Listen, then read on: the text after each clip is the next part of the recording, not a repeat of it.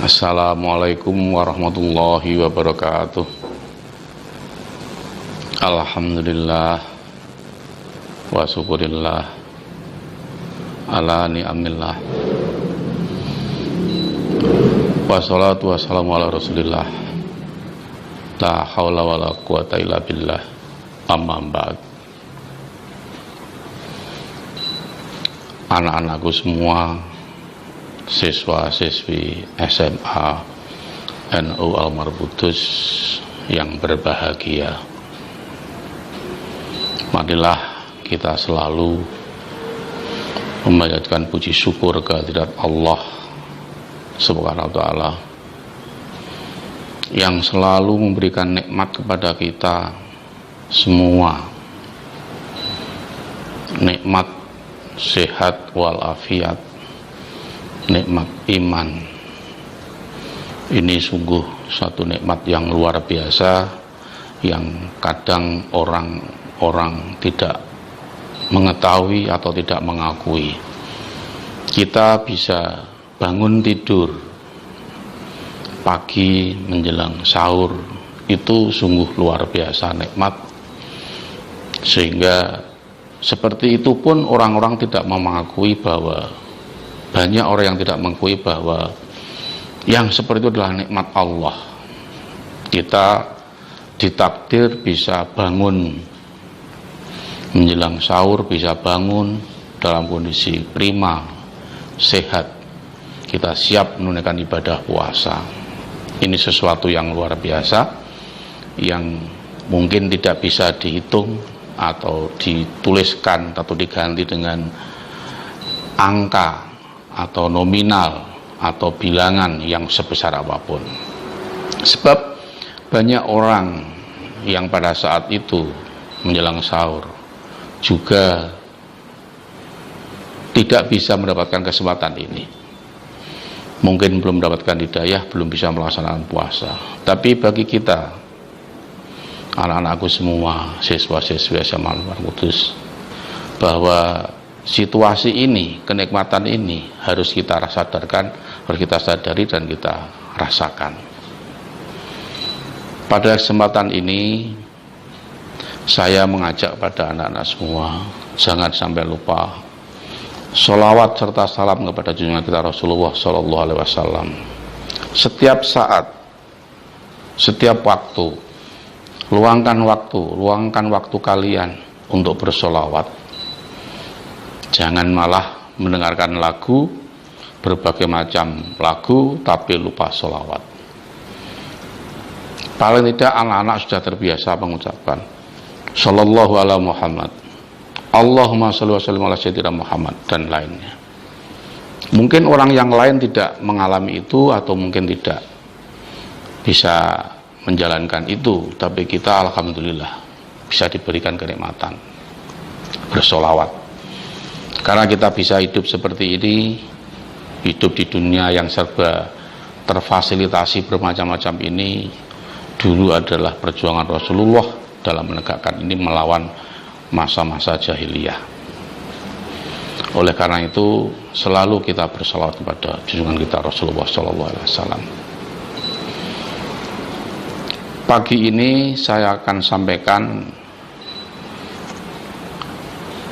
surah Al-Asr yang anak-anak sudah sangat hafal.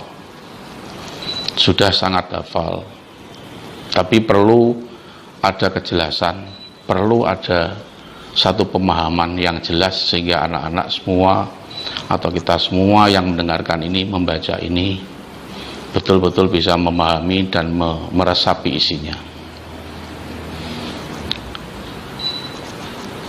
Surat ini memang pendek.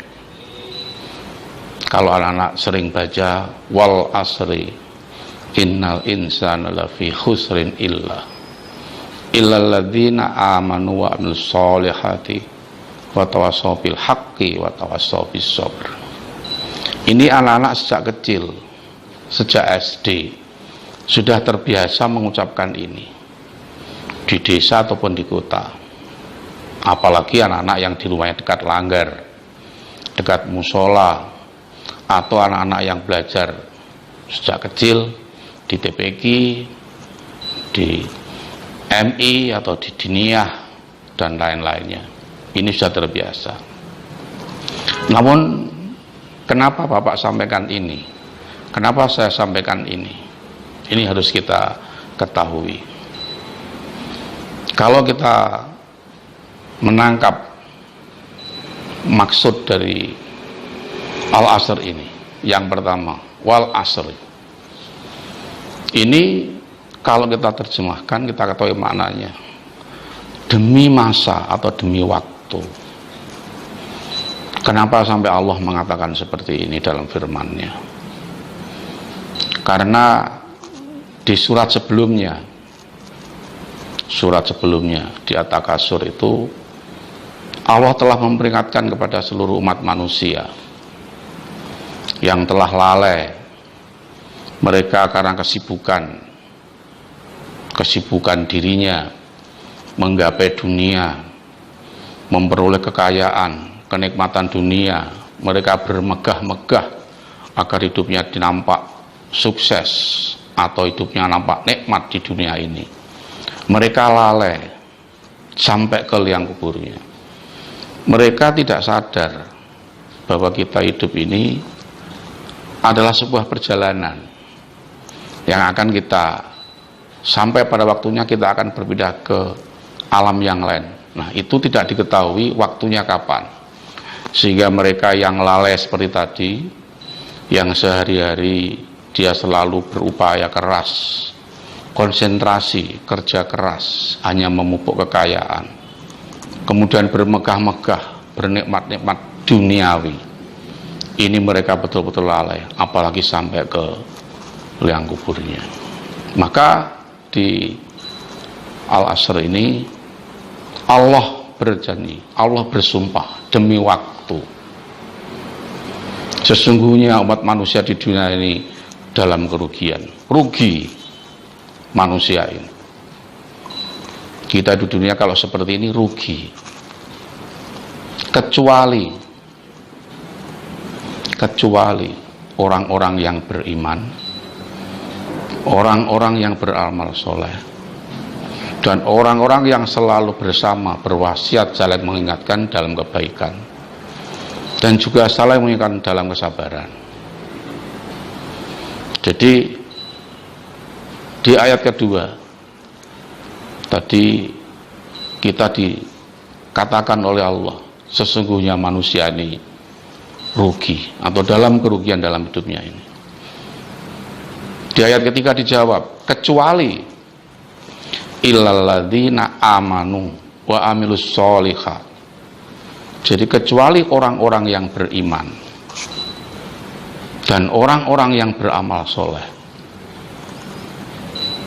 Ini yang ketiga dan yang keempat, kecuali juga orang-orang yang mau bersama-sama dalam kebenaran, dalam sesuatu kebaikan, sesuatu yang hak, dan juga orang yang selalu saling mengingatkan dalam kesabaran.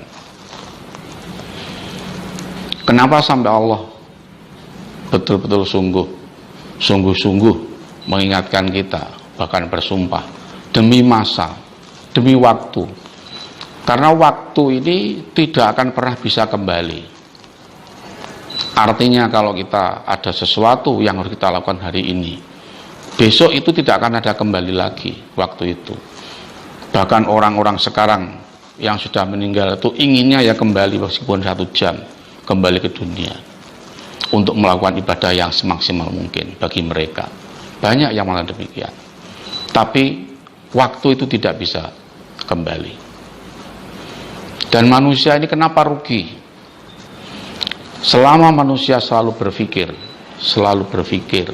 hanya mementingkan kehidupan dunia ini, sehingga mereka lalai dan tidak tahu sebetulnya hakikat hidup ini apa. Itulah manusia-manusia yang rugi. Tapi bagi kita yang beriman, beriman di sini berarti kita punya pengetahuan tentang kebenaran. Misalnya tentang Allah, kita beriman kepada Allah. Kita yakin benar bahwa Allah itu wujud. Dan Allah itu esa. Kalau di tetangga ada yang mengatakan Tuhan itu ada lebih dari satu, itu urusan mereka. Tapi kita beriman bahwa Allah itu ada. Karena ada sekelompok orang, sekelompok manusia yang mengatakan Tuhan itu tidak ada. Tapi kita umat Islam, jelas ini iman kita. Allah itu wujud, artinya Allah itu ada. Dan Allah itu satu. Dan kita juga yakin bahwa Rasulullah Shallallahu Alaihi Wasallam ini adalah junjungan kita, panutan kita. Kenapa demikian? Rasulullah adalah yang ditetapkan oleh Allah sendiri, dan yang dibekali dengan kitab wahyu yang kita juga yakin kebenarannya, wahyu Allah, Al-Quran. Al-Quran ini bukan karya sastra manusia, bukan karya epik ataupun apa yang lainnya, bukan karya manusia. Dan Al-Quran ini juga turun yang diterima oleh Rasulullah itu tidak sekaligus satu gerombol, satu mushaf sampai 30 juz itu. Tidak, tapi bertahap.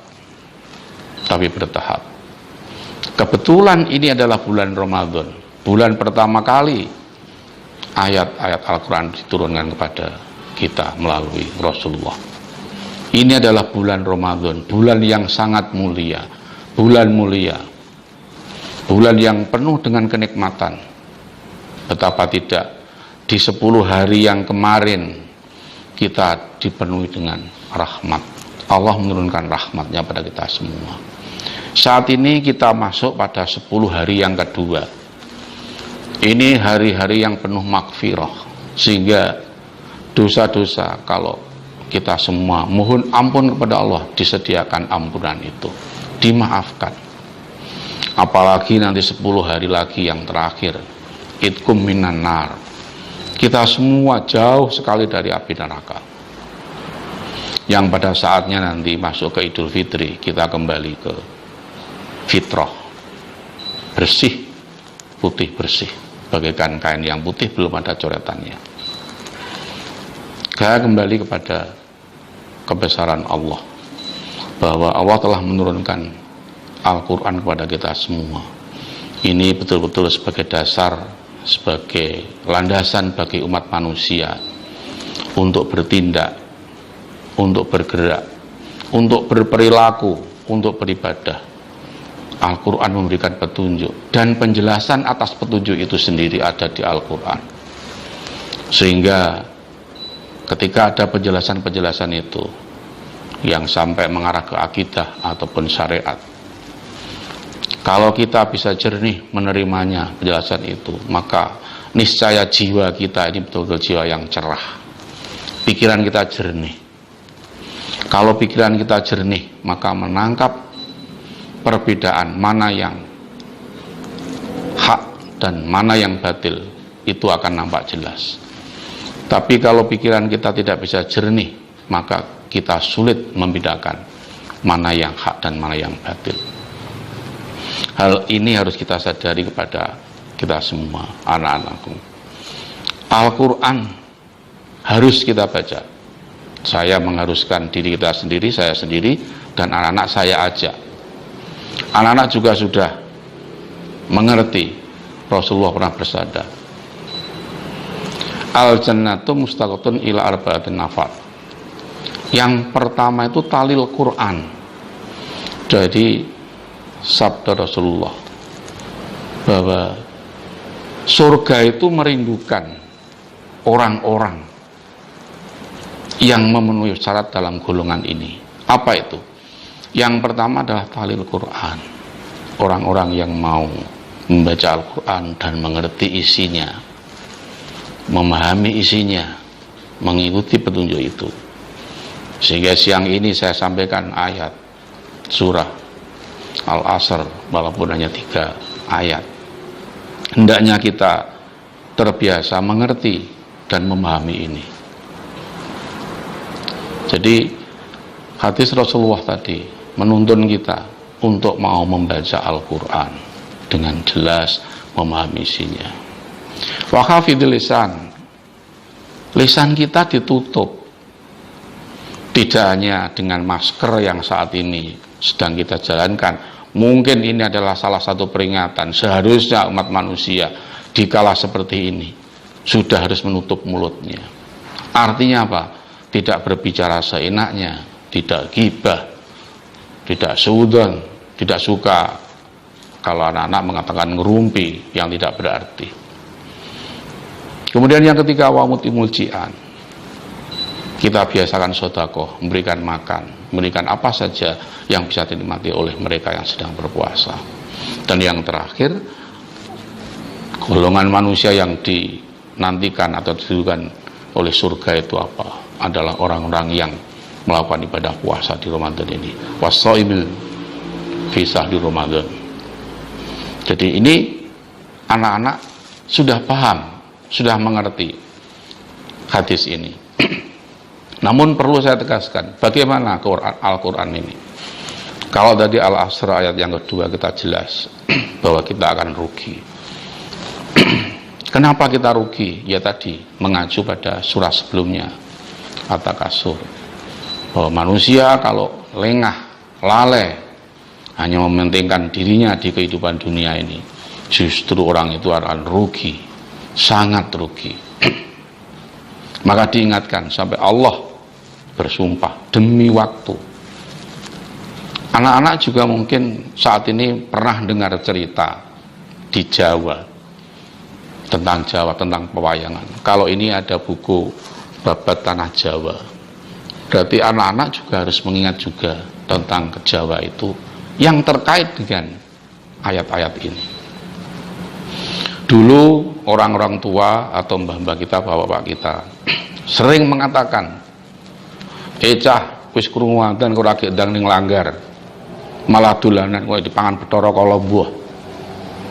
Cah iki wayahe salat, aja malah dolanan, aja malah jagong wae.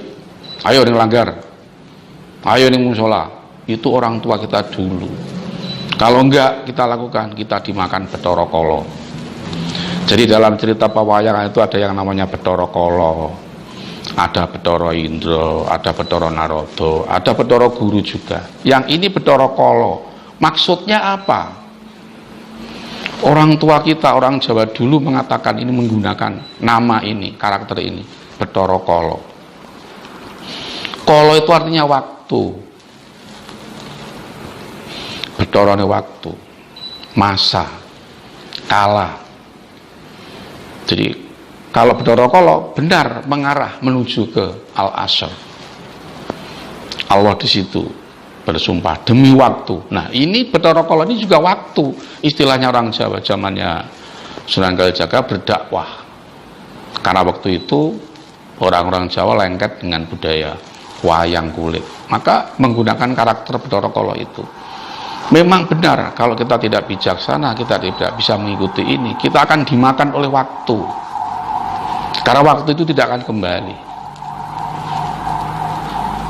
Jadi kalau tadi orang tua mengatakan wis krunguan dan wis krungu kok ngene kok menawa wis krungu komat ora gendang ning langgar, ora gendang ning musala, ayo jamaah. Jeh lampu dolanan. Oh, kowe sial dipangan Bathara Kala kowe le. Itu orang tua kita zaman dulu begitu.